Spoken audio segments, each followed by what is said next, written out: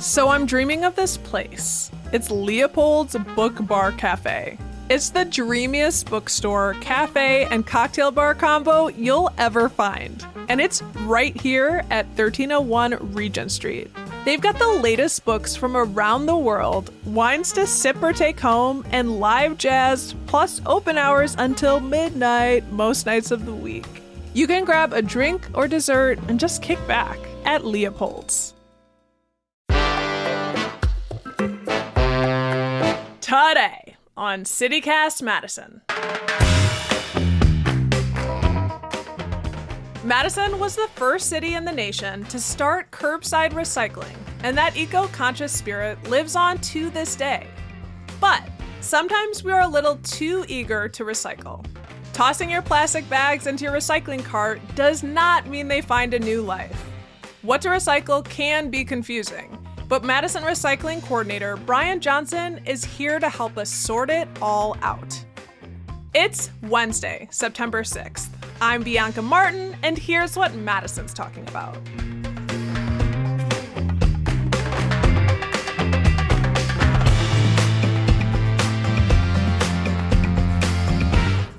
Bryan, hello. Hello. So you are Madison's recycling coordinator. You're in your office right now, and I can see a poster behind you that says the future of the world is in your hands. How much of a difference does recycling make? Well, it's a big difference. I mean, I think there's a couple things. One, I wouldn't assume that recycling isn't going to be the thing that solves the climate crisis. It's not going to be the thing that's sort of a cure-all or something that excuses overconsumption habits. It's not that. I mean, it's a good thing, but it's not going to fix everything. I think it was sort of miscast as being this sort of cure-all thing, and it's really not that. But what it does do, it does replace the need from virgin materials. So if we have paper items, say, yeah, they're going to cut down trees, or you can make new paper out of the paper you already have through spent cardboard, other mailings, junk mail, stuff like that. So why not use the material you already have than just hoovering more stuff up out of the ground and consuming more of those resources that we have? Same with anything metal-based stuff. Why not just make that new metal stuff out of all the metal cans and everything else that we already have in our lives that you can just melt it down and make it into a can? Do that. Why do we need to mine more stuff up out of the ground to do this stuff? But there's still so much of our lives that we consume every single day that there's not a market to recycle it. There's not an easy way to reclaim it. And our stuff is always changing. It's so complicated. It's difficult. So I think it's good to do it. It's good to do it right because it's the one thing we certainly can control. But I wouldn't think, oh, I'm recycling, therefore I'm the greenest person on the block. Glad you're doing something important. You are doing it right. You are doing it important. But really that best choice you can make is stopping the waste in the first place. And choosing to shop secondhand, choosing to buy things made of recycled content, avoiding making that waste whenever it's possible. And it's super tough. Recycling matters. Yeah. And you're talking about it matters if you recycle right? Correct. If you could make sure everyone knew just one thing about recycling, what would it be? Oh, just one thing? What's one of the main things people try to recycle that really isn't recyclable?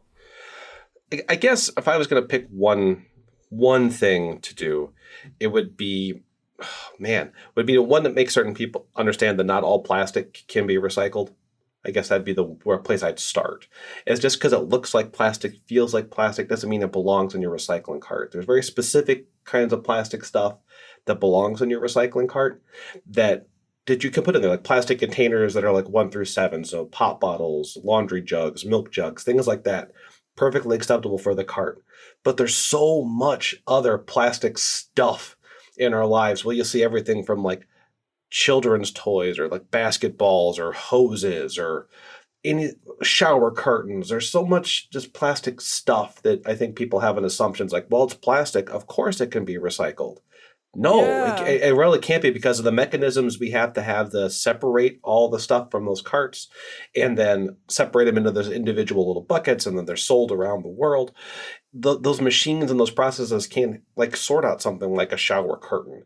It just wraps around some of the screens, or it can clog the robots. There's problems Oh my with the goodness. stuff. Yeah, right. And so Yeah, again, well, this is good. We're talking to you to hear about like what happens when you're doing the wrong thing. How do people know the difference though about like what plastic is recyclable? Like, yeah, I mean, like the most plastic things are going to have like a resin ID code on there. Like the people are familiar with that as that triangle that you see, little chasing arrows. I think most people assume that if it's the triangle, that oh, that means I can recycle. It's got the triangle thing on there.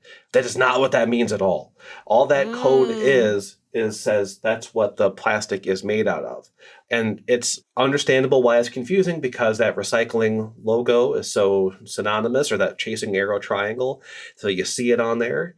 Everybody wants to do the right thing with their stuff. Like is it a certain number then? Because I have to admit, like, I'm probably guilty of this. You know, Oh. I tend to think of something like that, like styrofoam. I know it's like, okay, I know styrofoam can't go in there. But, like, how do you... So you see the triangle and you're thinking, great. Then what do you need to know? Is it the specific number that you're looking for? Well, first, depends on where you live, right? Like that's something else that's kind of interesting. It's like here in the state of Wisconsin, you are required to recycle number 1s and number 2 plastic containers. So a container is something that has like a lid or a neck or a handle on it.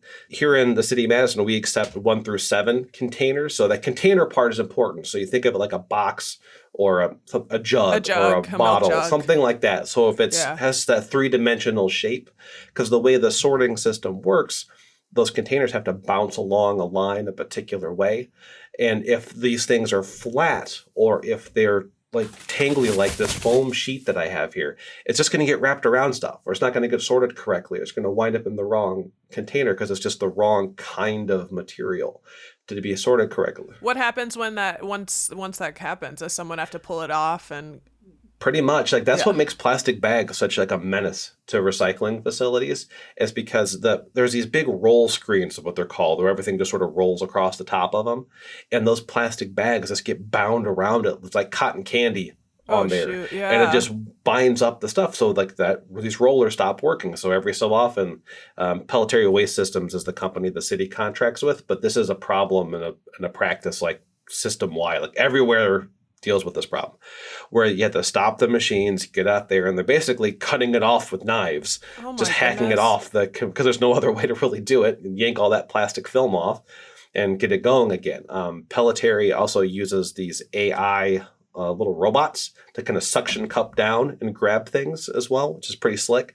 But that's also prone to clogging if the wrong kind of plastic film gets in there, because the robot doesn't know. All it knows is it's looking for certain plastic resin. So if something's more of a film, it gets hoovered right up into that vacuum, clogs the machine. So they got to shut everything down, go in there, unchoke the machine, like pulling it out like a Kleenex is from a clown sleeve, just pulling it out. Oh, you've got great metaphors. and then they just fire everything back up again. So it slows the process down. And then you're using more resources. And you're using more resources. It makes them more expensive. It can be dangerous for the workers too that have to unclog this stuff, because like I said, that's just people with like razor knives, and so it could cut people pretty easily hacking through that stuff. So it's just, that's why we try to say, like, don't put plastic bags in the recycling cart. It matters, and avoid them. That's step 1. Don't make them if you can.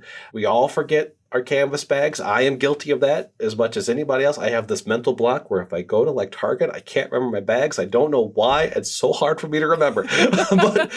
but when you do, if you're making plastic bag waste, make certain that you're taking it back to those grocery stores that have those recycling programs. Mm-hmm. I've got a big old bag right now of like, and because I'm thinking I have all my plastic bags in it, but also like plastic films. Like I just ordered something recently though that was very eco-friendly and for no plastic film, and just had like paper up in there, up in the box. I was this is good. But it'd be nice if there was more of that. You also see more people moving toward like the molded paper sort of stuff instead of the molded styrofoam. Like, it's perfectly recyclable in the cart. It's just a paper product, which is great as we're trying to get away from plastics and that.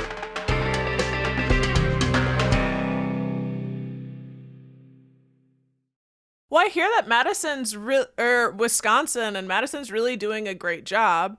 OTU. Oh, yeah, absolutely. Yeah. But is it true? Was Madison really the first city in the country to offer curbside recycling service? To the best of my knowledge, yeah, we started in 1968. We were in newspapers is whenever we started. That was thanks to the Forest Products Lab located on campus there. They wanted to find another way to source newspapers besides cutting down trees. We were collecting many, many newspapers at the time. Yeah. So it made sense to give it a try. And the thing that really made it possible is that it made economic sense. It was cheaper for the city to collect those bundles of paper and then to get them recycled than it was to try to landfill them. So it just made economic sense too. That's the other thing that really sort of makes the whole recycling system go, is that there has to be this economic engine that drives it. Like if there's not somebody willing to accept that material and make a new thing out of it, and they're not even going to do that unless they feel they can profit from it, then that whole recycling system doesn't work. There's just that economic drivers for this. Yeah, what's the market like for recycled materials in 2023? As of right now, things aren't great. The things ebb and flow a lot with this. Like during the pandemic, actually, things were literally never better because the demand for these materials was quite high. Like because there was most of what you recycle that's in your cart are paper products. You know, they're like the junk mail, cardboard boxes, stuff like that. That's over half of what you recycle is paper stuff.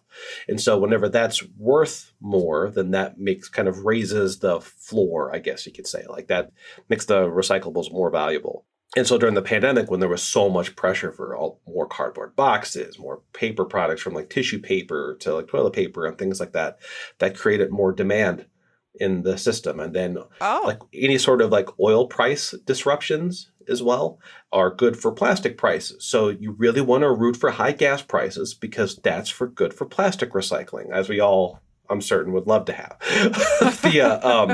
And then like during that pandemic too, you remember there was that really nasty cold snap that happened in Texas. It shut a bunch of oil refineries down. Well, because those oil refineries shut down, that meant the people that wanted material to make plastic stuff out of still needed it.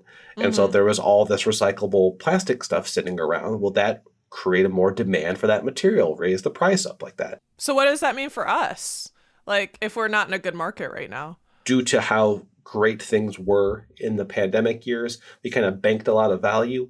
So right now we're not actually paying a tipping fee to Pelletary because like we've built up so much like excess value over the previous year.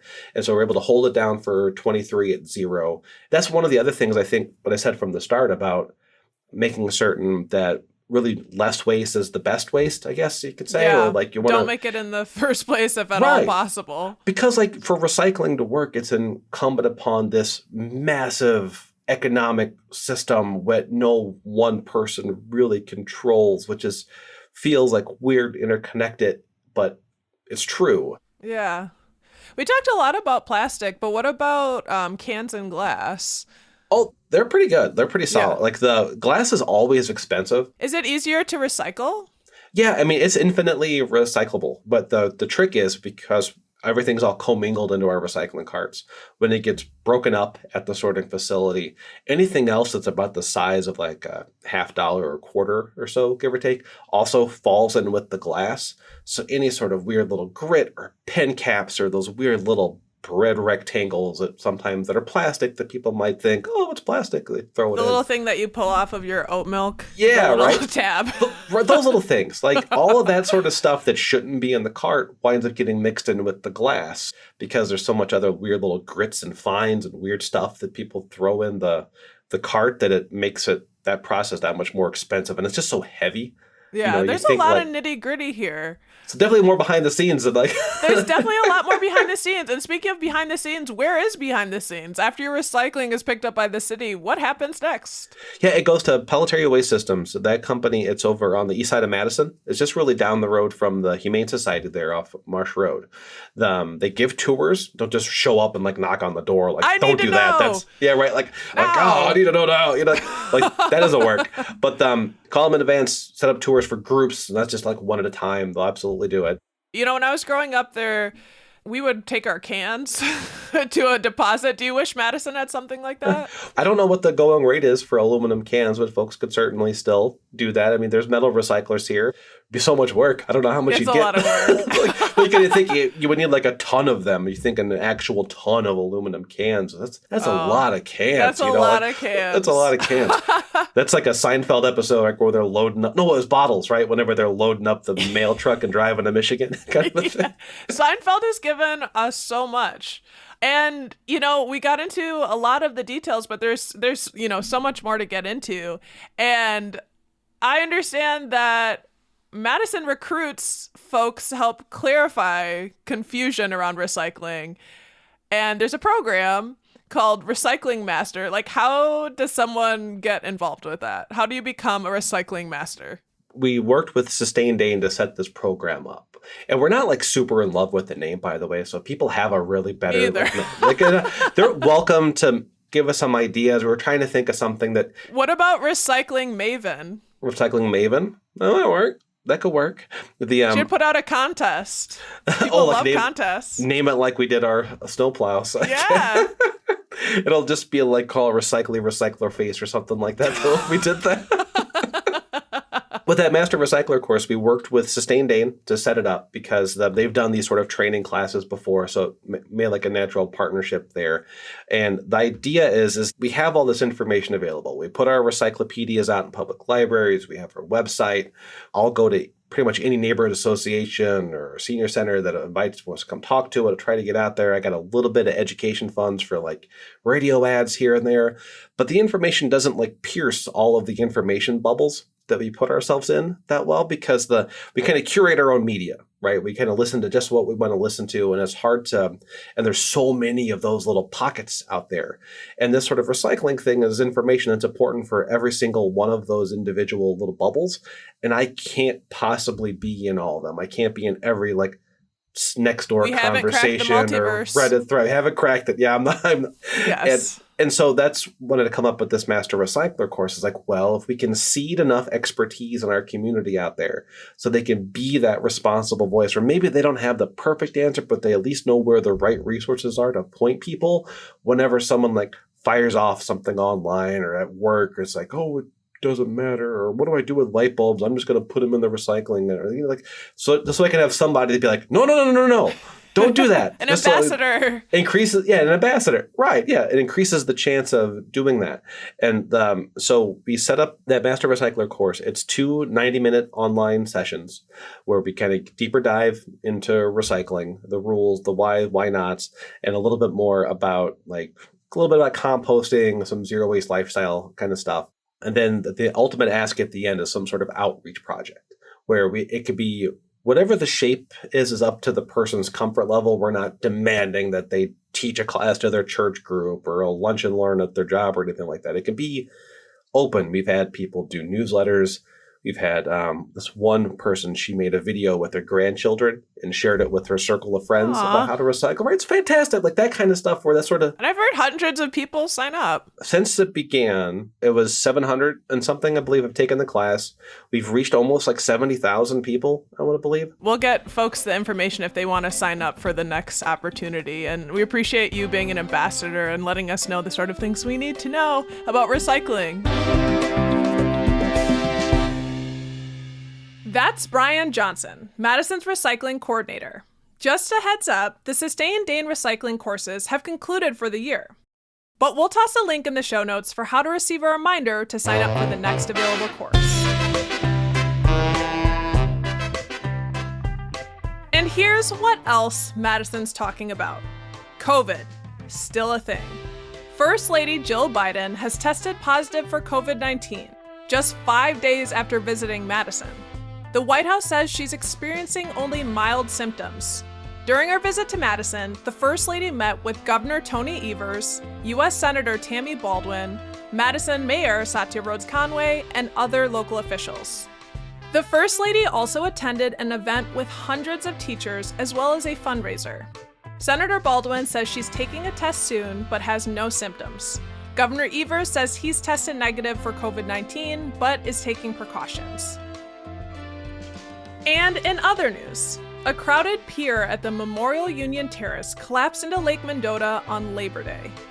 Yeah, collapsed. It sent dozens of people into the lake. There were some minor scrapes, and one person was sent to the hospital with non-life-threatening injuries. That pier collapsed just one day before it was scheduled to be removed for the season. Yeesh. This isn't the first UW pier that's collapsed. The Milwaukee Journal-Sentinel reports that a very similar incident happened in 2005, also at the Memorial Union. That's all for today, here on CityCast Madison. I'm Bianca Martin. If you enjoyed the show, why not share this episode with a famous Madison band? How about Garbage? We'll be back tomorrow morning with more stories from around the city. Until then,